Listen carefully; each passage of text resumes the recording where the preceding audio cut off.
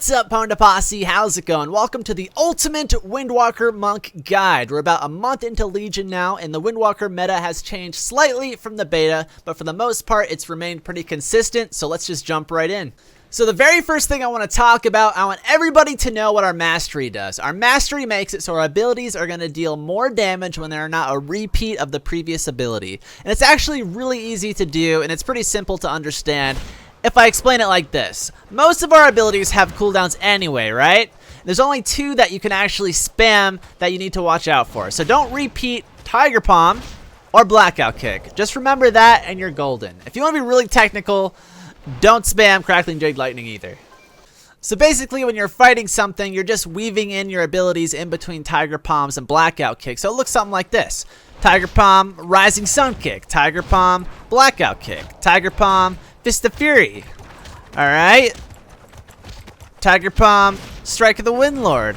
Chi Wave. Tiger Palm, Rising Sun Kick. Just stuff like that. Alright, so let's jump into talents now. We'll start at the top of the first row. Chi Burst is probably the worst talent here. It's got the longest cooldown in the whole row at 30 seconds. It's got a cast time, which means it's interruptible, and it's kind of clunky in the sense that it doesn't fit into our rotation smoothly, and it really doesn't fit into our burst rotation very well because with Serenity, we have a limited amount of time to burst, and it just really doesn't fit. Perhaps you can have some fun with it in a BG or something and launch a Chi Burst into a large team fight and see the numbers go flying, but other than that, I really don't see a reason to use this at the moment. Next, we have Eye of the Tiger. This is an interesting talent. It's a passive, and it's going to allow Tiger Palm to apply a dot on the enemy for 8 seconds, and you're also going to get healed over 8 seconds for the same amount as the dot.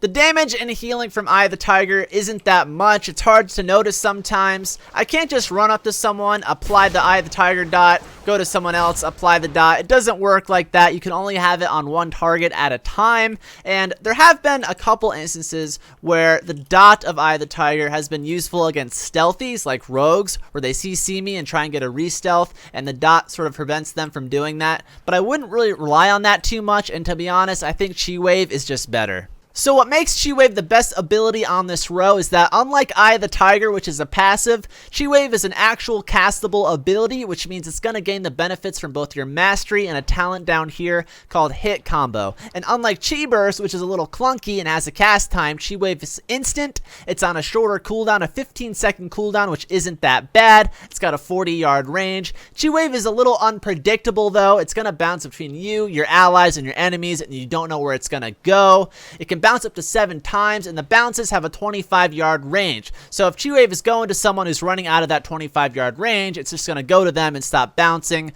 which sucks, but Chi Wave is still the best pick because it's going to gain the benefits from both your mastery and hit combo, and it's just an easier ability to weave into your rotations. Alright, so the second row is super easy, guys. Just look at Tiger's Lust and pretend Chi Torpedo and Celerity don't exist. Tiger's Lust is the only ability you have that can break roots. It removes all roots and snares. It increases your movement speed by 70% for 6 seconds. It's an instant cast on a 30-second cooldown. And the cool thing is that you can cast this on your teammates. Say your healer is getting trained by melee or something, right? You can throw this on them to help them get away a bit. It really helps sometimes. So pick this talent hands down every single time.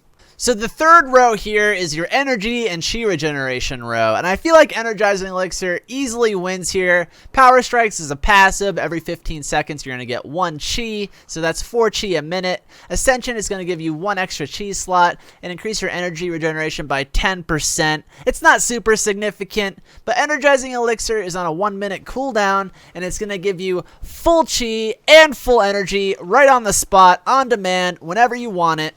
And I feel like if you're newer to the Windwalker Monk class, you might not be so sure what I mean about on-demand burst or how to use Energizing Elixir, and I'll show you just a small example. So say we want to pump out some damage and chain some moves together. Energizing Elixir allows you to do that really easily and really smoothly. So say we have 2 chi. That's not a lot to do stuff with, but with Energizing Elixir, it's plenty. So we can do something like Rising Sun Kick, Energizing Elixir, Strike the Windlord, Fist of Fury. That's some damage right there. So that's an example of how you could use it. I'll show you guys some actual burst rotations later on in the video, but for now let's keep moving on with talents. So for the fourth row, I would say 95% of the time you want to go with leg sweep. Leg sweep is a short range AoE stun for 5 seconds on a 45-second cooldown, which is really good. And it's one of those abilities that you just want because it's a hard CC, it's a stun, and it has the potential to make your enemy pop some sort of defensive, whether it be an ability or their trinket, which is really good. The only time you don't want to use leg sweep is perhaps when you're running a comp that is really stun heavy and you don't need the stun. So if you don't need the stun, you can think about going something like Dizzying Kicks, which gives Blackout Kick a 75% slow for 3 seconds, or maybe even Ring of Peace. So for the next row, I think Healing Elixirs is going to give you the most value. It's an instant cast, you get 2 charges, each on a 30-second recharge time, and each charge is going to heal you for 15% of your maximum health. And when you drop below 35% health, it'll automatically use a charge if it's available. The other 2 abilities got nerfed pretty hard. I don't think I would ever use Dampen Harm. Diffuse Magic could still be appealing in certain situations against caster teams. You could pick that to help against their burst, but I think Healing Elixirs is going to give you the most consistent value. Diffuse Magic is less appealing than it once was, but still situational.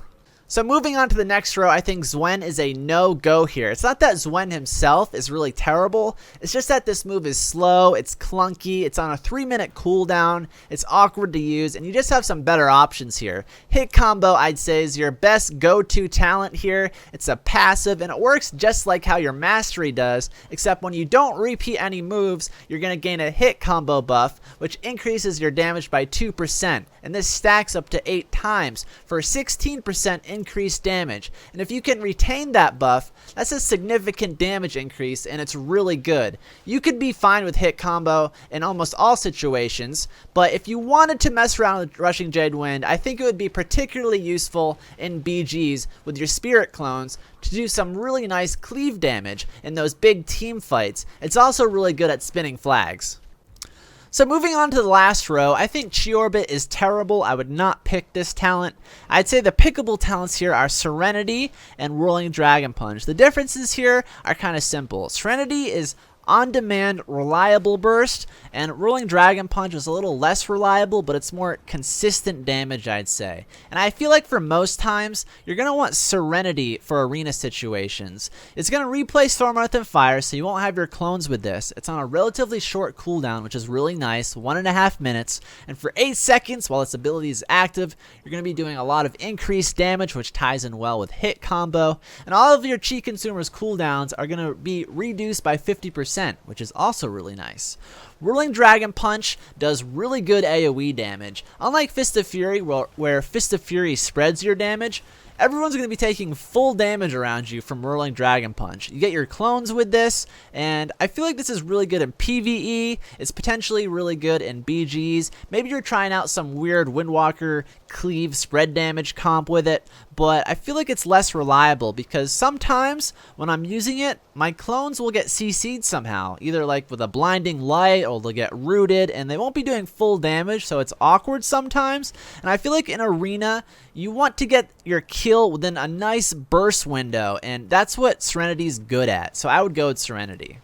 Alright, moving on to PvP talents. Now, I just prestige, that's why I don't have all my talents unlocked and why I only have one column. But anyway, the first row up here, Adaptation. I think this talent is horrible. Do not pick this talent. For most people, you're going to want Gladiator's Medallion, which is your trinket on a 2-minute cooldown. Now, if you are an orc, you have the added option of picking Relentless, which reduces the duration of crowd control effects on you by 25%. And this is particularly useful against stun-heavy comps, like melee comps if you are an orc, because orcs have a racial called hardiness, which reduces the duration of stun effects by 20%. So if you're an orc, you can reduce stun effects on you by almost half. I just logged out, what the heck. Alright, I made it back in. Hopefully Blizzard isn't getting DDoS. So yeah, if you're an orc with Relentless, you're going to be a real pain to kill within stuns. Now moving on to the next row, it's a situational row, but I feel like the #1 pick here is going to be Reinforced Armor, which increases your health by 10% because a lot of the monk's abilities have to do with your health percentage. So with this talent, Healing Elixirs is technically going to be healing for more. You're going to be absorbing more damage, and Karma's going to be doing more healing with the artifact trait Good Karma right there. Touch of Death is going to do more damage. Fortifying Brew is going to do more. You're going to be healing more with Healing Winds. You see where I'm getting at here? So the second most used talent is going to be Sparring on this row, and it's really good against melee comps. Physical melee attacks have a 20% chance to be blunted, reducing damage by 50%.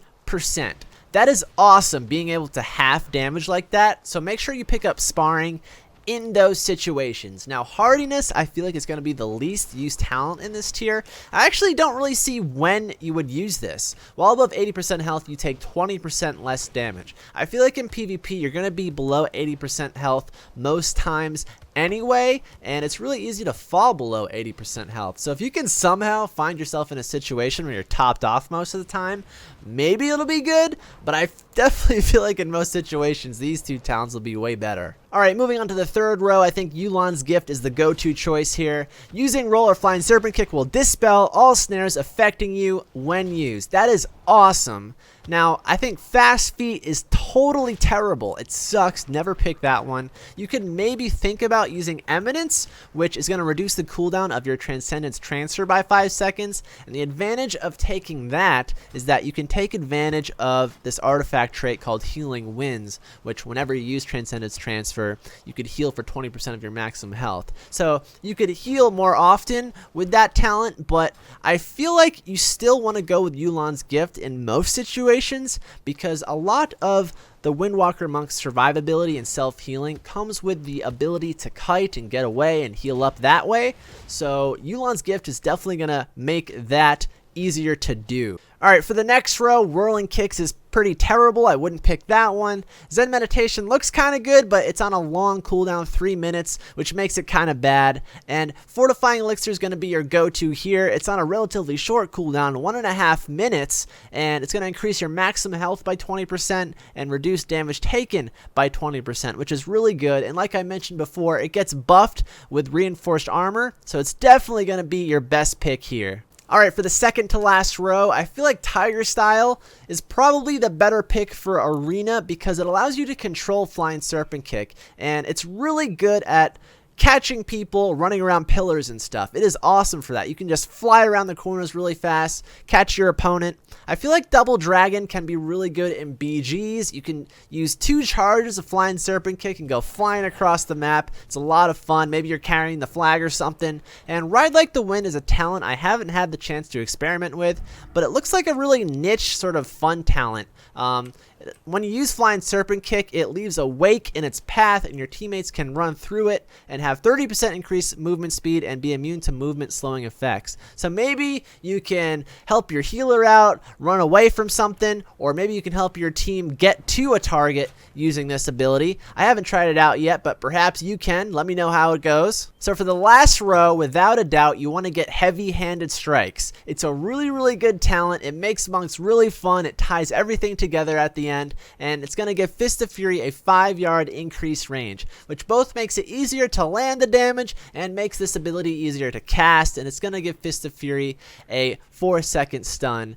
It's awesome. I kind of wish I didn't prestige because you need to be honor level 28 to get this, and it takes a bit to get there, and I'm missing this ability. The other 2 talents on this row, Rushing Tiger Palm and Spinning Fire Blossom, just get completely overshadowed by Heavy-Handed Strikes. You want this 100% of the time. Alright, so let's talk about the artifact weapon. I'll briefly talk about relics. I guess you can be a little choosy at some point with what artifact traits you want on your relics. Say you have 2 relics that are the same item level. Go ahead and pick the trait you want more. But for the most part, I would say go for item level first. Now, stats on your gear do not matter in PvP. All classes in PvP instances have a predetermined stat template that is determined by Blizzard, and you can't really control it. The only way you can influence it is by having higher item level. And I believe it's something like for every item level you have above 800 is equal to 0.1% of an item level in PvP. I believe that in PvP instances,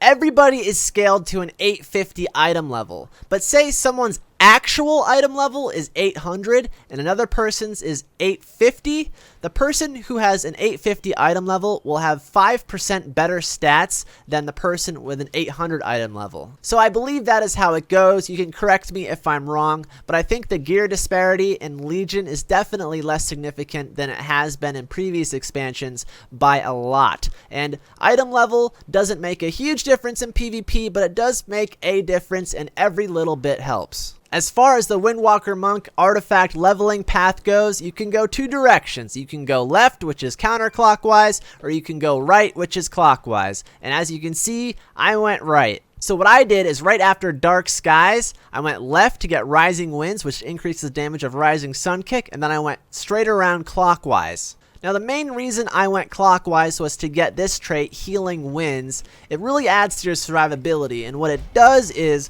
when you use Transcendence, you get a heal for 6 seconds, which heals for 20% of your health, which is really good. I like it a lot. Unfortunately, when you go clockwise here, you have to pick this pretty useless trait called Power of 1,000 Cranes, and you got to put 3 points into it, which sucks. But all the other traits over here you can definitely use. Both sides meet in the middle here with Inner Peace and Tornado Kicks. If you go left here, there's a lot of damage, a lot of single target damage. Death Art is going to reduce the cooldown of Touch of Death by 10% whenever you kill someone with it. Light on your feet, this is the defensive over here. It's going to increase your dodge chance. Gale Burst is going to increase the damage of Touch of Death. Fist of the Wind increases the damage of Fist of Fury, which is really good, and Spiritual Focus increases the damage and healing of Serenity. I think that no matter what direction you choose to go, make sure you get good karma. So if I was going left around here, I would get Rising Winds, backtrack to get good karma, and then continue all around. And you know, you could also do something similar like me. I went to get Rising Winds and then I went clockwise. It's up to you, but good karma is really good because all damage redirected by karma also heals you. And when it's happening, you can really see your health bar fill back up. It is really good. Alright, so let's talk about a couple burst rotations. The first one I'm going to be doing is with using Serenity. So I'm going to be using Leg Sweep, followed by Touch of Death. Then I'm going to pop Serenity and Blood Fury. Then I'm going to Rising Sun Kick, Strike of the Windlord, Fist of Fury, Rising Sun Kick, and then a Blackout Kick. So let's do that right now. I'll put it up on the screen somewhere. Alright, target the dummy. So Leg Sweep, Touch of Death, Serenity, Blood Fury, Rising Sun Kick, Strike the Windlord, Fist of Fury. Alright. Rising Sun Kick, Blackout Kick. Boom. Just like that. There is the Serenity Burst combo. Feel free to pause it here. So basically, as you can see, you're chaining your stuns together to lock down your opponent, while at the same time you're popping your burst and doing all your damage. That's all there really is to it. Alright, next I'm going to show you guys how to burst using Whirling Dragon Punch and your Spirit Clones. So the first thing I'm going to do is cast Storm, Earth, and Fire, and then I'm going to press it again so I can focus my clones onto my target. Then I'm going to Leg Sweep, I'm going to pop Touch of Death and Blood Fury, I'm going to Rising Sun Kick, I'm going to Strike of the Windlord, I'm going to Energizing Elixir into a Fist of Fury, and then I'm going to Whirling Dragon Punch, and from there, I'm going to Blackout Kick, Tiger Palm, Rising Sun Kick, Blackout Kick, something like that. I'll show you guys how it goes. Alright, let me get some chi. Alright, getting some chi here. Alright, so here we go. I'm going to pop my clones here, push it again, Leg Sweep, Touch of Death, Blood Fury, Rising Sun Kick, Strike of the Windlord, Energizing Elixir, Fist of Fury, into a Whirling Dragon Punch, Blackout Kick, Tiger Palm, Rising Sun Kick, Blackout Kick, something like that. And here is the Whirling Dragon Punch combo. Feel free to pause it here as well. Alright, now just to wrap things up, here's the stat priority. Now this isn't useful for instance PvP. In instance PvP, stats don't matter because you have a predetermined template. But for world PvP or PvE purposes, here you go. For the most part, it's just agility, then mastery, then versatility and crit. Now versatility and crit are pretty close to being even, and then haste. Same thing applies to gems. For world PvP and PvE purposes, here you go. You want 1 Saber's Eye of Agility, and for the rest, you want to use Masterful Shadow Rubies. And here we have the enchants. Again, these aren't useful in instance PvP, but they are fine everywhere else. For neck, you want Hidden Mark of the Satyr. Back, you want Binding of Agility. And rings, you want Binding of Mastery. Now, the 2 bottom ones, Word of Agility and Word of Mastery, are cheaper alternatives to your back and rings. So lastly, we have consumables. Keep in mind that you can potentially use these in random BGs if you wanted to. So we have Flask of the 7th Demon, which will increase your agility by 1300 for 60 minutes. Next, we have Potion of the Old War, which will briefly increase your DPS. Then we have Ancient Healing Potions, which you could use in place of Health Stones. And we have Defiled Augment Runes, which will increase your primary stats by 325 for 60 minutes. Next, we have the Fish Brule Special, which will give you a Pepper Breath buff, which has a chance to proc fire damage. And the cheaper version of that is the Drogbar Style Salmon. I threw in some Fighter Chow because I feel like it can be OP in PvP sometimes, and it will increase your health regen by 1000% when out of combat. It's pretty crazy. And lastly, we have the Nightborn Delicacy Platter. It's useful because it can buff your mastery by 375 for 60 minutes, and the cheaper version of that is the Barracuda Murglgog. Well, that concludes my Ultimate Monk Guide. I hope you guys enjoyed the video. If you did, leave me a thumbs up, and if you haven't already, subscribe to join the PwndaTV Posse. As always, I'll see you next time.